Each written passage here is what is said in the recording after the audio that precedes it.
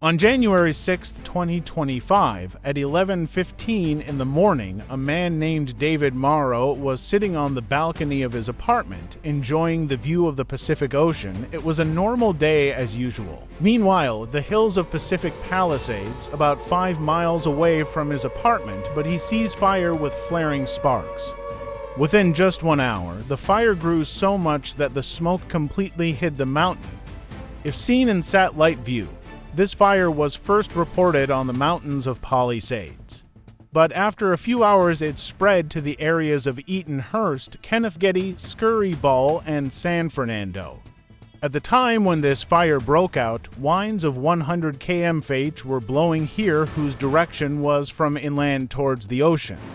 The question arises that if the fire first started in Palisades, which is very close to the ocean, then how did the fire spread from there to a distance of 30 to 40 kilometers in the opposite direction of the wind? Once again, welcome to Mystery Hub. This fire has devastated an area of total 38,000 acres or 150 square km. More than 12,000 buildings and houses have been destroyed and 180,000 people have left their homes. This is the most devastating fire in the history of Angeles, and it has not been completely extinguished even during the production of this video. Every possible effort to douse the fire seems to be failing. Water bombers are throwing 45,000 liters of water at a time, which is causing this fire to spread rapidly.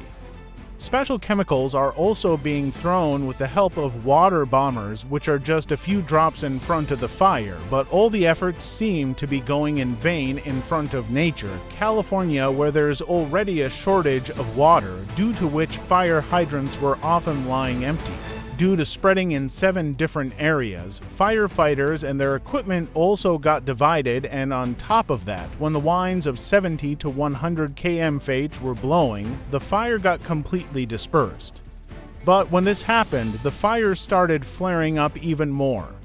Before knowing the real reason behind the spread of Los Angeles wildfire, let us see how many times wildfires have attacked California before this. If we look at the data of the last 25 years, then California is a hotspot of wildfire. In 2003, the Cedar Fire in San Diego County burned 273,000 acres. The fire that started on October 25th died down on November 4, 2003. In 2017, the Tubbs Fire burned 36,000 acres, and it also broke out in the month of October. In 2017, the Thomas Fire burned 280,000 acres. This fire started in December and ended in January. On November 8, 2018, the Camp Fire burned 5 lakh acres and ended after 17 days on November 25th. Similarly, in 2020, the Glass Fire burned 67,000 acres.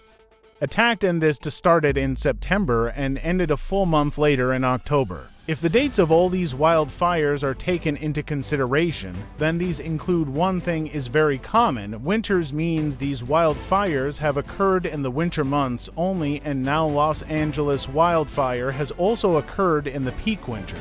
So, what is the reason that in the history of California most of the wildfires have occurred only in winters? This question is the answer lies in a phenomenon called Santa Ana winds. Yes, Santa Ana winds are hot and dry winds that blow in Southern California and Baja California, especially during autumn and winter. There is only desert as far as the eye can see, which is also known as Mojave Desert or Great Basin. The sun's heat heats up the desert, due to which the air pressure here starts increasing. On the other hand, if we talk about the ocean, the air here is cold and the pressure is low. We learn it in 6th grade that air travels from high pressure to low pressure. The greater the difference in pressure, the faster the air will travel. And something similar happens here as well.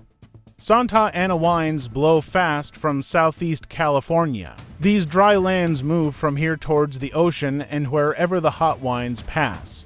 They suck out the moisture there, due to which this entire region becomes dry in this season. Bushes and trees become completely dry and become capable of catching fire easily. Santa Ana winds where the entire forest becomes the fuel for wildfire, and if a fire breaks out by mistake, then strong winds further intensify the fire. The burning coal spreads rapidly, and in the blink of an eye, the wildfire goes out of control. What should happen is that the wildfire should spread in the same direction in which the wind is blowing, but in the case of Los Angeles, just the opposite was seen. The fire was first seen near the Palisades, which is close to the ocean, and later, to understand the real reason why it spread to the inland areas, we need to understand an interesting phenomenon called mountain wave rotor. The side of the mountain where the wind directly strikes is called the windward side, while the other side, where the wind moves, is called the leeward side. When the windward side blocks the wind, a vortex effect is created on the leeward side.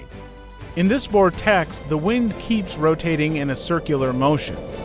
This means that while the wind's direction on top of the mountain is one way, its direction below the mountain moves in the opposite way. This phenomenon plays a very important role in the case of Los Angeles as well.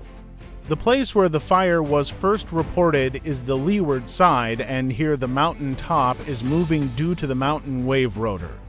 Below this, the wind was generated in the opposite direction, which became the biggest reason for the fire to spread to inland areas. Once a wildfire grows very large, it gives rise to many strange phenomena, some of which are difficult to predict. It is very difficult. One of these is the fire tornado. It is a rare and dangerous phenomenon that forms during intense wildfires. It is like a tornado, but it is made up of only fire and hot fire, which is unbelievable. The updraft instantly heats the air and pulls it upwards. Due to the heat, the hot air rises upwards very quickly and cold air comes from below to fill that space. This updraft creates a rotational motion which moves the surrounding air. By pulling dry bushes into the fire tornado, the vortex becomes even more terrifying. Now this fire tornado dominates the wind blowing in the area and starts generating its own wind inside itself, the direction of which is very difficult to predict, but mostly chances are that this will spread wildfires upwards along the mountain. Wildfires are a reality, and due to climate change, they will become more frequent in the coming years. The U.S. has the latest technology to control wildfires. First, infrared cameras capture real-time data on the fire's temperature and spread. Satellites monitor the fire's size and location. Nowadays, artificial intelligence is also used to predict the fire's direction. All this information is then relayed to firefighters to help them combat the wildfire more effectively. The firefighters try to spray chemicals around the area where the fire has started so that the fire does not spread much, but in Los Angeles, the firefighters first try to control the fire in one area. If you control the air, the fire used to spread to other places through this. The first recorded wildfire in the history of America was in the year 1871 near Michigan. In this wildfire, 12 lakh acres were reduced to ashes and 2,500 lives were lost in the Pago Fire of 1871.